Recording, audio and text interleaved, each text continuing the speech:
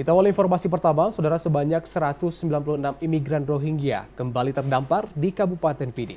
Para imigran yang tiba tersebut terdiri dari orang dewasa, perempuan, beserta anak-anak.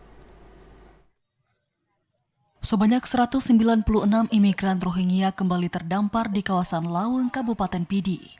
Mereka menepi di perairan Laweng menggunakan perahu.